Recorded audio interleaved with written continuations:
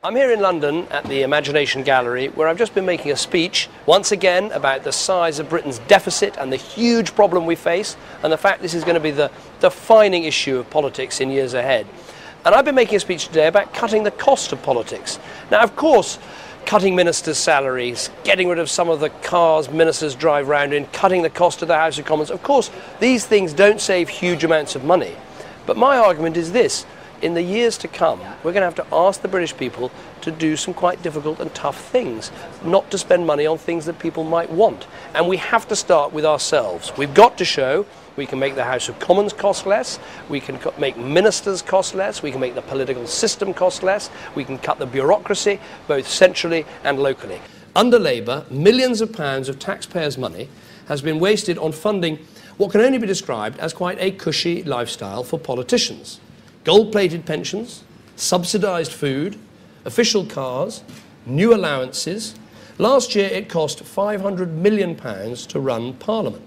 That is twice as much as in 1997. Yet does anyone feel it's really twice as good? With the Conservatives, the gravy train is going to well and truly hit the buffers. Now, if there's something that really annoys people, it is seeing politicians swanning around in chauffeur-driven cars like they're the royal family. Now, it's not actually as simple as that, and I say this as someone who has a chauffeur-driven car. There are times when having a car to hand, getting a minister to a certain place on time, is absolutely vital to our democratic process. Making a vote in the House of Commons, meeting a foreign dignitary, opening a school. But is there really a need for 171 of these cars to be on hand for every government minister, every whip, including myself? In these economic times, when everyone is going to have to be making sacrifices, this number, in my view, cannot be justified. So the Conservatives will cut the budget for official government cars by a third.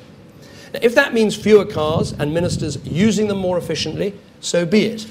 And if we're going to cut the cost of these cars, we should also start at the source and cut the cost of the ministers.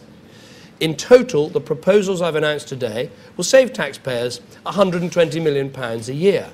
Now, of course, that figure is trifling when we have a budget deficit of £175 billion a year. But this is about more than the money. It's about the message. And the message is this. This country is in a debt crisis. This country has a deficit crisis. We've all now got to come together to play our part, to carry our burden, and to pay our fair share.